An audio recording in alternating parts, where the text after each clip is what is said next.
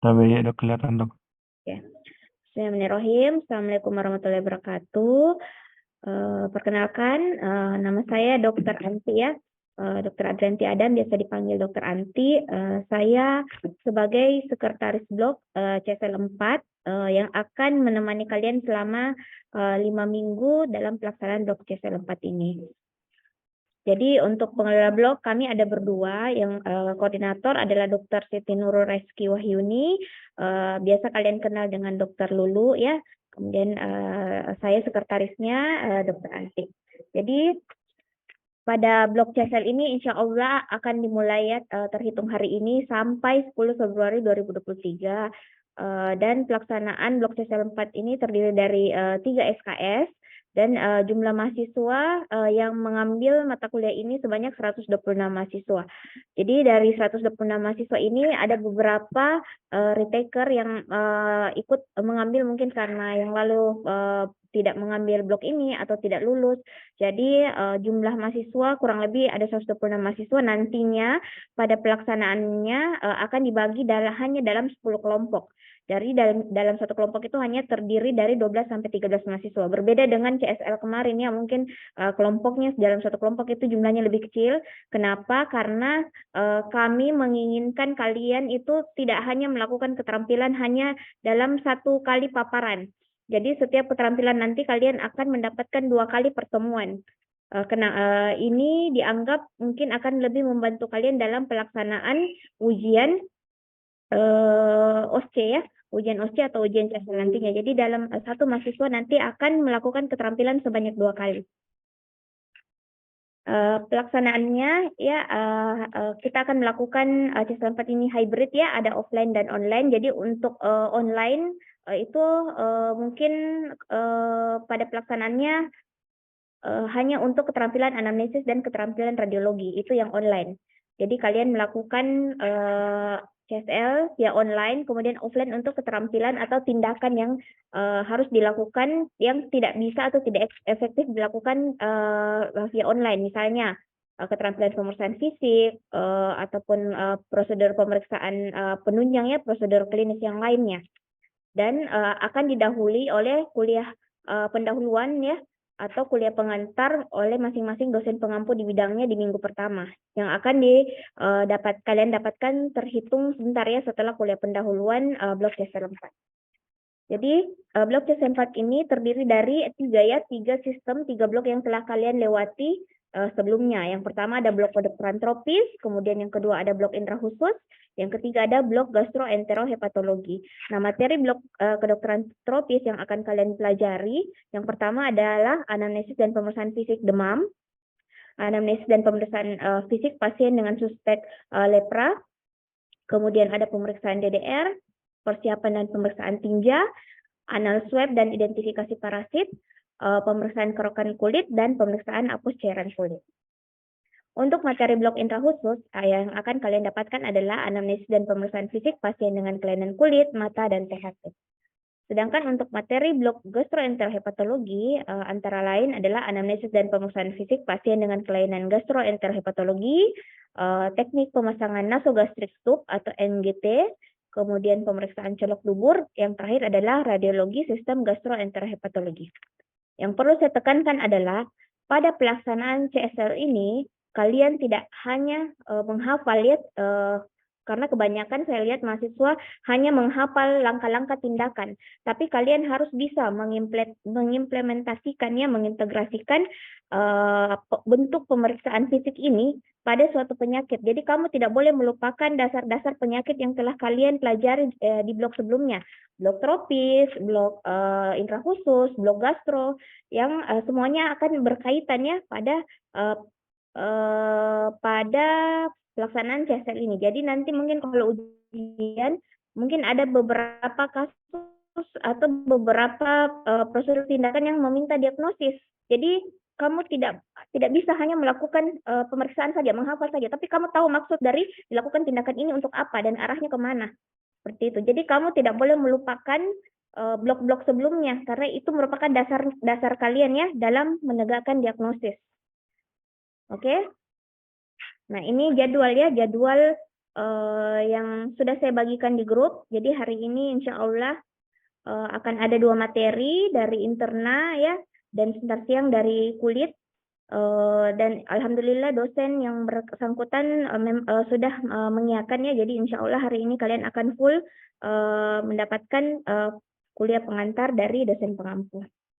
Kemudian hari Selasa, Rabu, Kamis, dan Jumat, insya Allah hari Jumat ini kita melakukan responsi.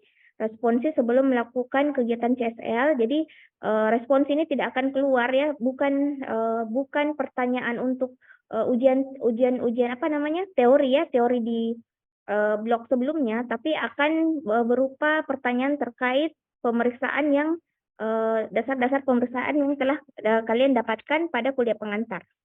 Jadi setidaknya kami tahu bahwa kamu sudah punya dasar untuk melakukan kegiatan pemeriksaan fisik. Karena saya lihat kadang mahasiswa itu hanya mengikut masuk mengikuti kegiatan CSL, tapi kalian tidak belajar, tidak seperti itu ya. Jadi lebih baik kamu harus punya dasar dulu supaya nyaman. Kalian nyaman belajar, dosen juga tahu yang mana yang kekurangannya kalian, sehingga kami tahu yang mana yang harus kami lebih ajarkan ya. Materi-materi apa saja, atau bagian item-item apa saja, bagian-bagian yang mana saja yang kalian masih kurang paham, sehingga kami masih lebih tahu bahwa mahasiswa kurangnya di sini. Sehingga nanti kalian bisa maksimal lah untuk melakukan pemeriksaan atau pemeriksaan fisik, anamnesis, ataupun prosedur klinis lainnya. Jadi insya Allah hari Jumat, kalau bukan hari Jumat jam 10, insya Allah ba'da Jumat. Tergantung nanti ruang CBT apakah digunakan atau tidak. Dan akan dibagi ya, jadi kalian 120 sekian, jadi mungkin 1 jam pertama atau 30 menit pertama sesuai absennya 100 orang pertama, kemudian untuk gelombang kedua 100 orang berikutnya, seperti itu. Nah, tadi yang saya katakan bahwa pelaksanaannya adalah hybrid ya, ada offline, ada online. Jadi contohnya seperti ini. Tadi saya katakan bahwa kalian akan dibagi dalam 10 kelompok. Jadi untuk minggu kedua hari Senin, kelompok 1 sampai kelompok 5 itu akan melakukan pemeriksaan kegiatan CSL secara offline. Siangnya nanti kelompok 1 sampai kelompok 5 akan melakukan keterampilan CSL anamnesis secara online. Seperti itu untuk pertemuan pertama. Begitu juga sebaliknya untuk kelompok 6 sampai kelompok 10 karena melakukan kegiatan CSL secara offline siang hari, maka kelompok 6 sampai kelompok 10 ini akan melakukan keterampilan CSL secara online itu di pagi hari. Seperti itu ya. Mengerti sampai di sini? Jadi ada untuk anamnesis kisaran waktu itu 1 sampai 2 jam, sedangkan untuk kegiatan offline itu kurang lebih 3 jam. Untuk pertemuan pertama. Kemudian untuk hari berikutnya, tadi yang saya katakan bahwa setiap keterampilan itu dilakukan 2 kali ya. Jadi tiap mahasiswa itu 2 kali paparan. Pertemuan pertama dan pertemuan kedua di hari berikutnya. Sama seperti hari sebelumnya, ada online, ada offline. Nah, untuk hari berikutnya, nah ini yang agak ini ya, karena kalian akan mendapatkan 2 jenis keterampilan di hari yang sama, ya ada online, ada offline. Jadi untuk radiologi ini akan paralel dengan keterampilan dari blok tropis. Jadi untuk kelompok 1 sampai kelompok 5 untuk hari Rabu akan melakukan kegiatan CSL secara offline, tapi siangnya jam 1 akan melakukan kegiatan CSL itu secara online untuk keterampilan radiologi. Begitu juga sebaliknya, khusus untuk hari ini ya. Dan radiologi ini nanti hanya akan dibagi dalam 4 kelompok. Jadi ini kan tadi masing-masing sesi ini 5 kelompok, nanti akan berubah menjadi 4 kelompok. Mengingat kita hanya memiliki dokter radiologi itu hanya ada 4 orang, jadi kalian akan membagi dari 5 kelompok akan menjadi 4 kelompok. Jadi nanti mungkin kalian akan punya 2 kelompok yang berbeda ya, kelompok yang secara umum ya, dan kelompok khusus untuk radiologi. Oke, sampai sini jelas deh untuk jadwalnya. Jadi kalian bisa lihat sendiri ya jadwal yang lain di grup. Kemudian apakah di sini ada yang mengambil mata kuliah yang tabrakan? Saya mau bertanya dulu. Apakah ada yang mengambil mata kuliah lain selain CSL 4? Tabe dok, iya dok. Siapa, Dek? Atas nama siapa? Tapi dok atas nama Suci Wulandari dok. Kamu ambil apa? Tabe dok, kedokteran komunitas dok. Oh iya, kamu komunikasi saja dengan saya. Pokoknya kalau kalian punya masalah atau waktu yang tabrakan ya, komunikasikan dengan saya. Jangan mengambil solusi sendiri, inisiatif sendiri, ya. Tabe. Supaya kamu bisa dapat dua-duanya. Saya bisa carikan solusi kalau kamu ada kendala ke depan. Apalagi untuk ujian ya. Ya, ini tata tertib yang harus kamu ikuti selama pelaksanaan CSL 4 ya. Jadi kamu harus wajib ya hadir tepat waktu. Jadi tadi untuk keterampilan CSL secara offline rata-rata itu dilakukan pukul 9.20. Jadi masih ada banyak waktu di pagi hari ya untuk bersiap-siap. Itu bukan terlalu pagi ya. Jadi kalian masih punya waktu untuk bersiap-siap, jadi tidak ada kata terlambat. Untuk keterampilan online itu dimulai ada yang 8.25 ya, ada pukul 9.20. Jadi itu juga tidak terlalu pagi dan hanya online. Jadi kamu masih lebih punya waktu banyak untuk bersiap-siap diri ya. Kemudian nanti dalam pelaksanaan ada kartu kontrol ya. Kamu buat, nanti saya buatkan formatnya. Kamu harus membuat kartu kontrol ya yang sama semua warnanya ya. Kamu selaraskan dengan kamu punya baju lab atau baju CSL. Misalnya kamu punya baju CSL warna biru atau warna merah, kamu selaraskan dan kamu tempel foto di situ dan kamu setiap melakukan kegiatan CSL minta tanda tangan setelahnya ya, tanda tangan oleh instruktur sebagai bukti bahwa kamu hadir. Kemudian sebelum pelaksanaan ujian pun biasanya saya kumpulkan kartu kontrolnya untuk melihat apakah kalian memang semuanya ikut ya, ikut melakukan kegiatan atau tidak. Kemudian bila terlambat, instruktur berhak memberikan ke kalian itu tugas tambahan. Ya, jadi tergantung kebaikan dari instruktur masing-masing kelompok. Kalau misalnya dosennya tidak mau kalian masuk ke dalam kelas, ya berarti selesai. Silakan pulang, tidak usah lagi mengemis-ngemis di luar ya. Nah, kecuali kalau memang kamu dokternya memberikan kebijakan, boleh masuk tapi harus dapat tugas, ya itu adalah resiko ya, konsekuensi yang harus kamu dapatkan karena terlambat datang. Nah, bila tidak hadir karena sakit, ya harus ya menampilkan surat yang ditandatangani oleh dokter. Ya, kalau misalnya 1 atau 2 hari, atau misalnya kalian ada halangan ya yang tidak bisa ditunda atau yang tidak dikira-kira, kamu boleh konfirmasi, japri ke saya, kenapa kamu tidak bisa datang. Ya, tapi kalau sakit, ya apalagi sudah 2 hari, harus melampirkan surat keterangan dokter.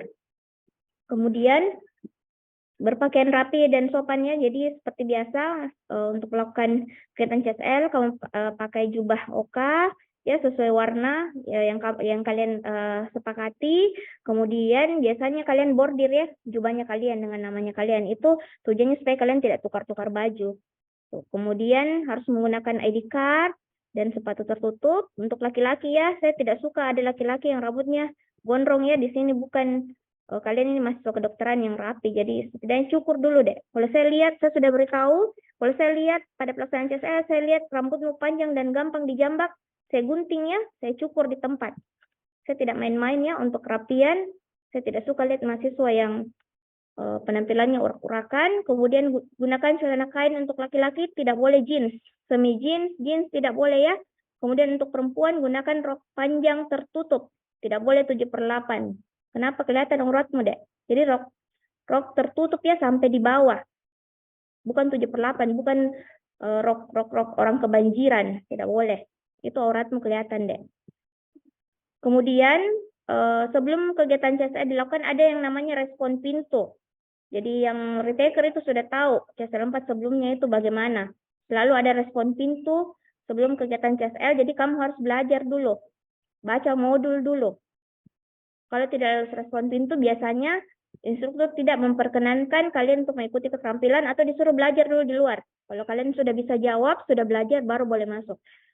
Jadi biasanya kalau misalnya kamu terlambat masuk, ya kalian yang rugi karena dosen biasanya sudah menjelaskan beberapa pemeriksaan, langkah-langkah pemeriksaan, kemudian sudah memperagakan, dan mungkin ada beberapa part yang kamu ketinggalan, sehingga kamu harus belajar ke teman-temanmu yang lain, atau kalau misalnya teman-temanmu juga kurang memperhatikan dan kamu belajar ke temanmu, nah artinya kemungkinan kalian bisa salah menginterpretasikannya. Kemudian untuk jenis keterampilan yang dilakukan secara online, jadi ketua kelompok wajib melakukan screenshot, kemudian mengirimkan kepada ketua kelas, dan akan diteruskan ke pengelola blog secara kolektif. Ini sebagai bukti kehadiran kalian dan dosen, apakah sudah masuk atau tidak. Jadi untuk ketua kelas nanti kalian kontrol ya, ketua kelas mengontrol masing-masing ketua kelompok untuk meminta bukti screenshot kehadiran. Kemudian wajib on cam semuanya. Terus kalau misalnya dalam pelaksanaan online ada dosen yang mungkin belum datang ya sesuai waktunya atau tidak datang sesuai jadwal, kamu tidak apa-apa, kamu chat saja di grup. Kamu beritahukan supaya saya bisa kontrol dosen siapa yang belum masuk ya.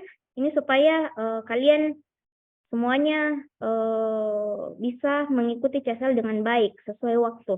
Jadi tidak molor ya. Kemudian jaga kebersihan ruangan CSL, kemudian ketua kelompok wajib mengambil ya dan mengambilkan alat CSL ke tempatnya dengan menandatangani lembar peminjaman. Ini dilakukan supaya kita bisa mengontrol bagaimana kalian memperlakukan manekin ya, jangan seenaknya saja. Karena biasa kami beberapa mendapatkan ada mahasiswa yang merusak alat manekin. Seperti itu. Alat manekin itu walaupun kalian masuk ke kedokteran itu membayar mahal, tapi tetap kita wajib sama-sama menjaga manekin. Karena manekin ini untuk kalian juga, kalau rusak apalagi yang mau dipakai, dan kalau kita membeli yang baru itu memerlukan prosedur dan waktu yang lama. Jangan sampai manekin sudah tidak ada, jadi kalian nanti belajarnya pakai apa ya? Jadi kita sama-sama menjaga manekin ya, semua kelengkapan CSL dengan baik. Ini syarat ujian, jadi kehadiran cukup ya, di atas 90%, jadi di atas 90% biasanya kalian hanya punya cukup satu kali tidak hadir dari semua keterampilan. Itu pun harus dibuktikan dengan konfirmasi alasan kenapa kalian tidak masuk, apakah sakit atau ada keperluan lain yang tidak bisa ditinggalkan, kemudian tidak melakukan pelanggaran tata tertib dan tidak melakukan pelanggaran etika. Untuk penilaian, nilai batas ujian adalah nilai 90. Jadi untuk nilai kurang dari 90 kita remedialkan. Dan nilai batas lulus adalah 80. Dengan proporsi nilai A ke atas itu mendapatkan akan dikonversi melalui angka 90 ke atas ya. Untuk B adalah nilai 80 sampai 89. Nilai E kurang dari 80 dan nilai K bila kehadiran tidak memenuhi syarat. Nah, ada yang bertanya tahun lalu, apakah yang remedial itu tidak bisa mendapat nilai A? Masih bisa, ya, masih bisa mendapat nilai A. Tetapi kita lihat dulu remedialnya. Bila kamu misalnya dalam 9 ya jenis ujian dan semuanya remedial, tidak mungkin kalian dapat A. Ya, jadi biasanya mungkin hanya 2 sampai 3 keterampilan yang diremedialkan, kemudian dilihat lagi nilainya. Kalau nilainya masih sama dengan nilai yang nilai pertama, berarti ya peluang untuk nilai A juga ini kita pertimbangkan ya. Jadi jangan karena kalian kalau sudah ikut remedial itu nanti lulus di CSL, tidak seperti itu deh. Jadi peluang juga untuk nilai A masih ada tapi sedikit ya, tapi yang untuk dapat nilai yang tidak pernah ikut remedial sudah pasti dapat nilai A, karena nilai yang kami ini yang pasang adalah nilai 90 nilai A ya. Oke, sampai sini ada pertanyaan, Dek?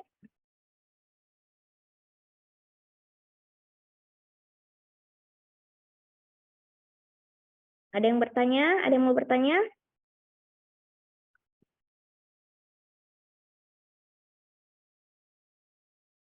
Atau sudah jelas semuanya?